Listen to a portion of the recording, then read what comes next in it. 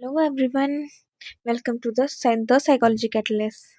Previous video में हम लोगों ने यूनिट 10 के लाइफ स्पैन डेवलपमेंट से रिलेटेड 1 to 25 क्वेश्चंस को कवर किया था और आज की वीडियो में हम लोग कवर करने वाले हैं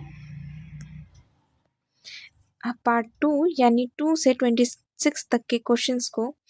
तो हम स्टार्ट करते हैं हमारे फर्स्ट क्वेश्चन के साथ। ये हम लोगों ने प्रीवियस वीडियो में क्वेश्चन को कवर किया था। सो हमारा फर्स्ट क्वेश्चन है, in latency stage of Erik Erikson's development tendencies way of coping involves. So Erik Erikson के लेटेंसी स्टेज में कॉपिंग का मेन इशू क्या होता है? तो एरिक्सन के साइकोसोशल थ्योरी के अकॉर्डिंग लेटेंसी स्टेज जो होती है हमारी 6 to 12 ईयर्स की होती है, मीन्स जब बच्चा स्कूल में स्किल्स और प्रोडक्टिविटी पे फोकस करता है। यहाँ सेंट्रल कॉन्फ्लिक्ट होता है इंडस्ट्री वर्सेस इन्फीरियोरिटी। अगर बच्चा स्किल डेवलप करता है तो उसे इंडस्ट्री यानी प्रेस मिलता है तो वो इंडस्ट्री, अगर फेल्योर मिलता है तो इन्फीरियोरिटी आती है। तो हमारा करेक्ट आंसर है ऑप्शन डी।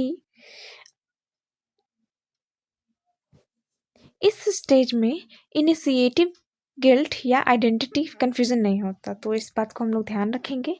नेक्स्ट क्वेश्चन है, Sigmund Freud system human development makes which assumption about development. Freud के ह्यूमन डेवलपमेंट सिस्टम के बेसिक्स अजम्पशंस क्या हैं? तो फ्रॉइड के थ्योरी के बेस जो साइकोसेक्सुअल डेवलपमेंट है, जिसमें डेवलपमेंट स्टेजेस में होता है, oral, then anal, then phallic etcetera, ऐसे ही सिस्टमैटिक स्टेजेस में होता है। फ्रॉइड ने कॉग्निटिव या सिंबॉलिक मोड्स नहीं दिया, वो बेंड्यूरा ने दिया है। तो इस क्वेश्चन में ऑप्शंस मिसमैच लग रहे हैं, लेकिन फ्रॉइड का फोकस स्टेजेस और इंस्टिंक्ट पे होता है। तो हमारा correct answer option C, compassion, reversibility and identity. Next question है question number 28, according to Vygotsky, यानी इसमें वाइगॉट्स्की के अकॉर्डिंग क्या करेक्ट है? सो वाइगॉट्स्की ने कहा, लर्निंग पहले सोशल लेवल यानी इंटर सब्जेक्टिव पर होता है, बाद में इंडिविजुअल लेवल यानी कि इंट्रा पर बन जाती है। मतलब पहले लोग के बीच इंटरेक्शन होता है, फिर बाद में माइंड के अंदर इंटरनलाइजेशन होता है। तो जैसे एग्जाम्पल से टीचर के साथ पहले सीखते हैं, फिर बाद में खुद से प्रॉब्लम सॉल्व करते हैं। तो हमारा करेक्ट आंसर है inter subjectivity proceeds intra subjectivity is the right answer. Next question, question number 29. According to Chomsky, nativist perspective. तो चॉम्स्की के नेटिविस्ट पर्सपेक्टिव के अकॉर्डिंग क्या होता है? तो चॉम्स्की कहता है कि ह्यूमंस बायोलॉजिकली प्रिपेयर्ड होते हैं लैंग्वेज सीखने के लिए, इसलिए उसने यूनिवर्सल का ग्रामर यूजी का कॉन्सेप्ट दिया। यूजी एक इनेट स्ट्रक्चर है जब लैंग्वेज पर अप्लाई होता है।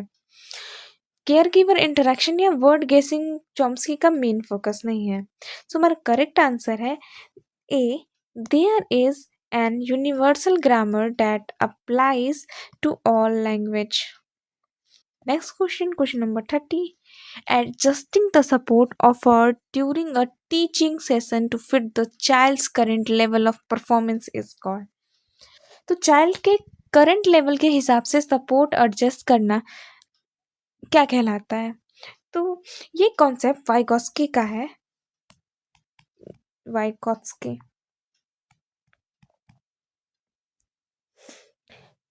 जब अडल्ट या टीचर चाइल्ड को टेम्पररी सपोर्ट देता है और जैसे जैसे स्किल्स बढ़ती है सपोर्ट कम करता है, इसे ही हम लोग स्कैफोल्डिंग कहते हैं। सो करेक्ट आंसर है हमारा ऑप्शन सी, स्कैफोल्डिंग। एग्जाम्पल, पहले हिंट फिर सॉल्यूशन फिर चाइल्ड खुद सॉल्व करते हैं। नेक्स्ट क्वेश्चन है question number 31, the most prenatal influences on humans are genetic और hormonal in original except for. Prenatal influence में कौन सा जेनेटिक या हार्मोनल नहीं होता? तो जीन्स, हार्मोन्स, टेट्राजोन्स ये बायोलॉजिकल इन्फ्लुएंस है, लेकिन पेरेंट्स का education level, social environmental factor biological नहीं है, इसलिए ये एक्सेप्शन होगा। तो हमारा करेंट जिसका करेक्ट आंसर होगा option A, parents level of education about fetal development.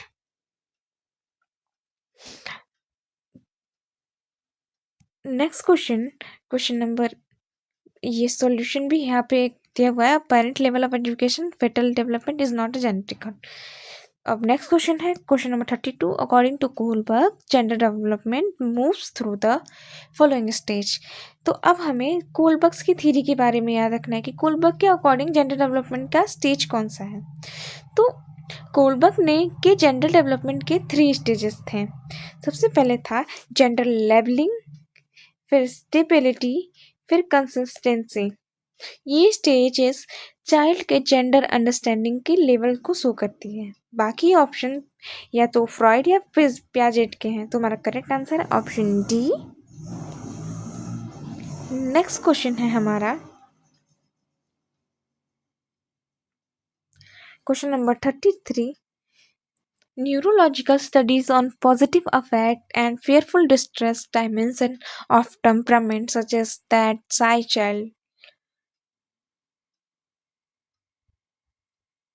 Children novel stimulus पर कैसे रिएक्ट करते हैं। न्यूरोलॉजिकल स्टडीज बताती हैं कि साइड चिल्ड्रन फियरफुल डिस्ट्रेस ज़्यादा और पॉजिटिव इफेक्ट कम होता है। इसलिए जब उन्हें नया स्टिमुलस मिलता है वो उसे अप्रोच नहीं करते बल्कि निगेटिव रिएक्ट करके विड्रॉ कर जाते हैं। एग्जाम्पल, नए लोग, न्यू क्लास, मन चुप रहना, पीछे हट जाना। सो हमारा करेक्ट आंसर होगा B, react negatively to and withdraw from novel stimulus. Next question है जो कि DU में पूछा जा चुका है in 2018। Rajiv is always unsure of his decision, major और minor, and looks forward to constant validation from his wife. The style of attachment exhibited by Rajiv is called. Rajiv हमेशा वैलिडेशन चाहता है, कौन सा अटैचमेंट स्टाइल है। तो ऐसे लोग खुद पर डाउट करते हैं, कंस्टेंट रिअश्योरेंस चाहते हैं, रिलेशनशिप में क्लिंजी होते हैं। ये सब प्री ऑक्यूपाइड अटैचमेंट स्टाइल के फीचर्स हैं। सिक्योर लोग कांस्टेंट वैलिडेशन की जरूरत नहीं होती। तो हमारा करेक्ट आंसर है option B, preoccupied attachment style. Next question number 35, the term egocentrism refers to child's. तो ईगोसेंट्रिज्म का मतलब क्या होता है। ईगोसेंट्रिज्म जो कि पियाजेट ने इसे दिया था, ये हमारा पियाजेट से रिलेटेड है।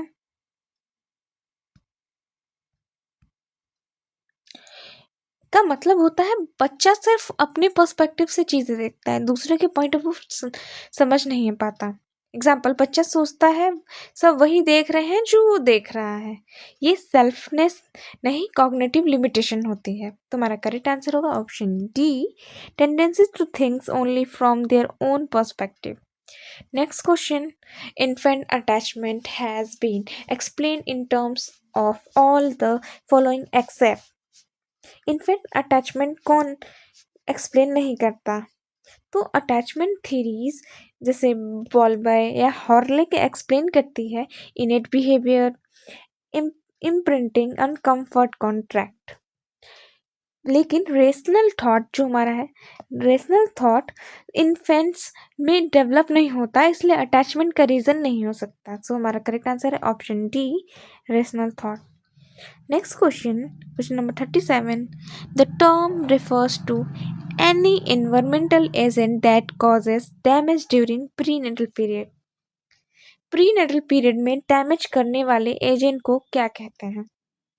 जो भी एनवायरमेंटल एजेंट एम्ब्रियो फीटस के डेवलपमेंट को डैमेज करे उसे कहते हैं टेट्रोजन। तो example, alcohol, drugs, radiation, certain medicine. तो आइसोट्रेनोनिन एक्यूटेंस एग्जाम्पल ऑफ टेट्रोजन टर्म नहीं है। तुम्हारा करेक्ट आंसर होगा ऑप्शन सी, टेट्रोजन।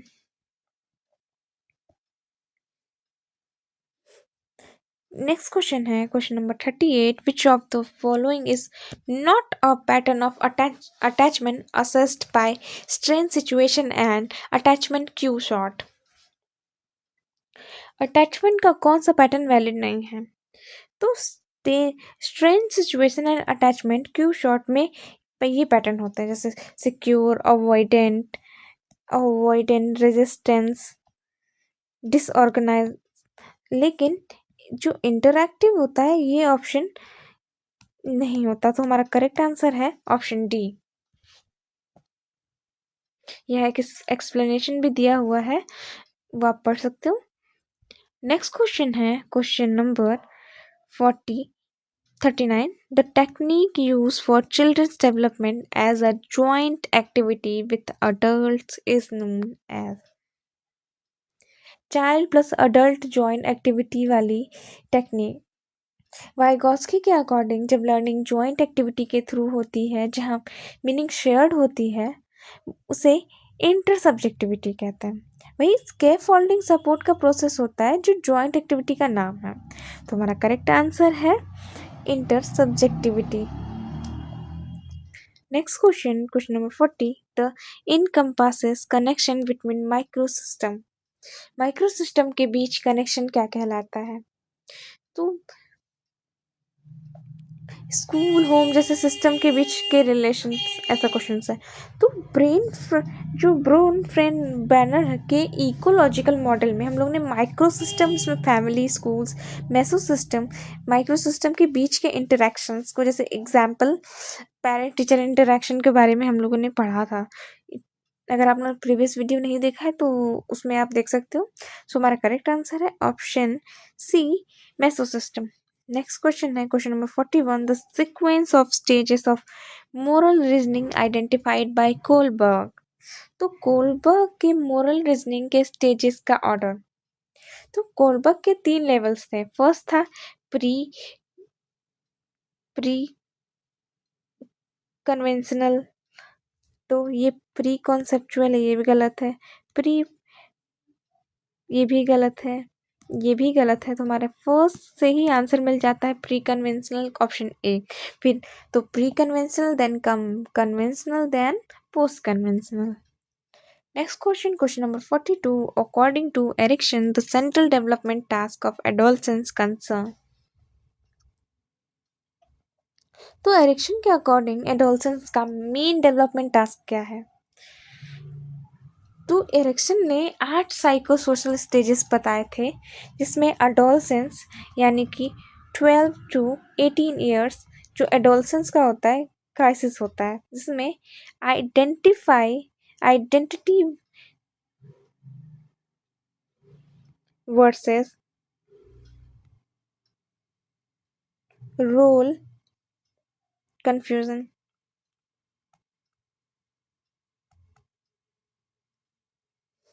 होता है। इस स्टेज में इंडिविजुअल अपनी आइडेंटिटी, वैल्यूज, कैरियर, बिलीव्स को डिफाइन करता है। अगर आइडेंटिटी क्लियर ना हो तो रोल में कंफ्यूजन रहता है। इंटीग्रिटी ओल्ड एज से रिलेटेड है, इंटीमेसी हमारे चाइल्डहुड से रिलेटेड है, वही इंडस्ट्री जो होता है वो चाइल्डहुड से रिलेटेड है, ये इंटीमेटी यंग अडल्टहुड से रिलेटेड है। तो हमारा करेक्ट आंसर है ऑप्शन सी।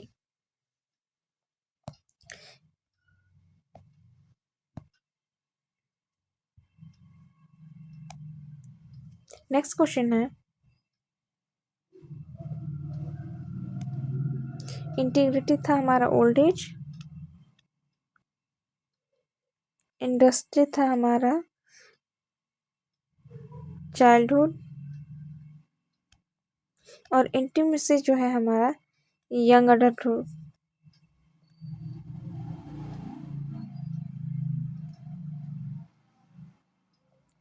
नेक्स्ट क्वेश्चन है, Carol Gilligan depart from Kohlberg's theory on moral development by highlighting which of these differences? So Carol Gilligan ने कोलबर्ग के कैसे डिफरेंसेस बताए थे? तो कोलबर्ग ने जस्टिस, रूल्स, राइट्स यानी मेल सेंट्रिक व्यूज, वही जो गिलिसन है उन्होंने रिलेशनशिप, केयर एंड रिस्पॉन्सिबिलिटी के बारे में बताया था। जो गिल्जन है उनके अकॉर्डिंग जो फीमेल्स हैं वो एथिक्स ऑफ केयर से रिलेटेड हैं, वही जो मेल्स हैं उनका रिलेशन है जस्टिस से। इसलिए वो कहती हैं कि कोलबर्ग का थ्योरी जेंडर बायस्ड है। तो correct answer option C, female have ethics of care. Next question, question number 44. Type of child rearing involves low acceptance and involvement with little behavioral control and general indifference to issues of autonomy. Low acceptance plus low control plus indifference parenting क्या होते हैं? तो uninvolved parenting में parent emotionally distance होते हैं, ना control, ना guidance, ना सपोर्ट। चाइल्ड के ऑटोनॉमी या नीड्स पर ध्यान नहीं। तो ऑथोरिटी का मतलब नहीं होता है कि लो कंट्रोल, या प्रिमिसिव मतलब होता है वार्म्स या ज़्यादा होती है। ऑथोरिटेरियन कंट्रोल ज़्यादा होते हैं। तो हमारा करेक्ट आंसर है option D, uninvolved parenting. Next question, question number 45, refers to the idea of certain physical characteristics of an object remain the same even when their outward appearance change. जब चीज का size या shape बदलने पर वो भी same रहे कि क्या कॉन्सेप्ट हैं? तो पियाजेट के कंजर्वेशन कॉन्सेप्ट कहते हैं बच्चा समझ लेता है कि अपीयरेंस चेंज होने से क्वांटिटी चेंज नहीं होती। जैसे एग्जाम्पल समझे तो ग्लास का पतला या मोटा होना, पानी सेम है। ये कॉन्क्रीट ऑपरेशनल स्टेज है में आता है। तो हमारा करेक्ट आंसर है option A, conservation. Next question, question number 46. The idea that children like scientists draw to innate concept to explain their everyday experience often in remarkably advanced ways is propounded by. तो बच्चे scientist जैसे सोचकर theories बनाते हैं। कौन सा approach है? Theory perspective, इसे थ्योरी पर्सपेक्टिव कहते हैं। वो अपनी थ्योरीज बनाते हैं, टेस्ट करते हैं, मॉडिफाई करते हैं, जैसे मिनी साइंटिस्ट। कंस्ट्रक्टिव बोर्ड है पर एग्जैक्ट टर्म थ्योरी है। तो हमारा correct answer option C, theory perspective. Next question, question number 47. According to Piaget, children are able to grasp the concept of object permanence in. तो object permanence Piaget की किस stage में develop होता है? तो ऑब्जेक्ट परमानेंस चीज़ें दिखे ना दिखे एग्जिस्ट करती हैं। ये सेंसरी मोटर स्टेज यानी 0 to 2 years के एंड तक डेवलप होता है। प्री ऑपरेशनल में ऑलरेडी डेवलप हो चुका होता है। तो हमारा करेक्ट आंसर होगा option A, sensory motor stage. Analytical and creative intelligence are two of the intelligence in Sternberg triarchic theory of intelligence. What is the third? तो जो स्टर्नबर्ग की टायरकिक थ्योरी का थर्ड इंटेलिजेंस कौन सा है? तो उसमें फर्स्ट और पहला और दूसरा तो बता दिया कि creative intelligence, creative and analytic, दूसरा है क्रिएटिव इंटेलिजेंस। तो थर्ड वन कौन सा होगा? तो फर्स्ट तो है, थर्ड हमारा होता है practical, straight smart, real life problem solving. बाकी ऑप्शन गार्डनर से के थ्योरी से रिलेटेड है।